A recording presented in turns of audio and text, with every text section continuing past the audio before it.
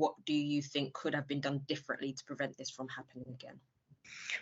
Wow, well, that's a really big question. I guess what advice would you give? Advice to whom I'm gonna ask, because I think there is a lot of like very often the onus is kind of put on victims to avoid being victimized, and we saw this after Sarah Everard was abducted, raped, and murdered by a serving police officer, and then you have police putting out advice to women on how they should flag down a bus or refuse to or demand an officer's details. I mean, just completely sort of detached from reality advice that would only seem plausible to somebody who's not ever had to deal with a police officer and seen how they often really don't like being asked for their details or under what power and that kind of thing. And also is just putting the onus on the person who's being targeted, the person who's being victimized, for their behavior to be absolutely perfect, as if that's going to kind of solve the problem, when the problem fundamentally is with the police. I do think that there's a huge amount that we can do to reduce the harms of policing in the here and now. And so in the kind of more kind of what kinds of institutional and policy changes should we be demanding?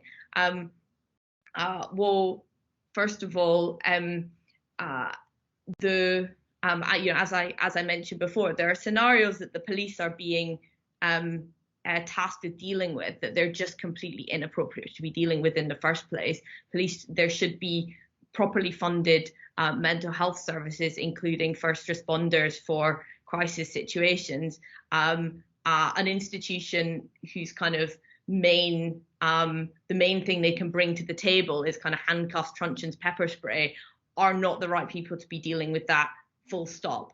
So there's that's kind of one thing that we could do straight away. We also need to look at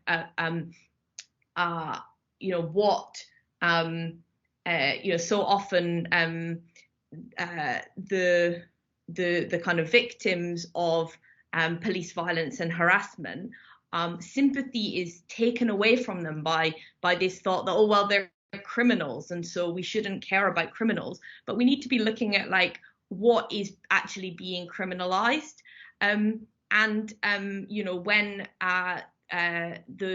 criminalization of drugs, the criminalization of sex work, rough sleeping, many other kinds of ways of surviving that in conditions of poverty, severe inequality, these are criminalized. The criminalization of migration. So many stop and searches and strip searches are being done, say, under the Misuse of Drugs Act, which is really a kind of abuser's charter for the police to target whoever they want. We know from the history of drugs laws that they're doing that to target communities in a racist way, and to maintain to maintain class oppression. It's not. Yes, I could go on about this for a really long time, but I'll rein it in. So we need to look at kind of decriminalizing the things like poverty and drugs, sex work. The police are completely inappropriately to be dealing with the kinds of associated social harms. They're exacerbating them and making them worse.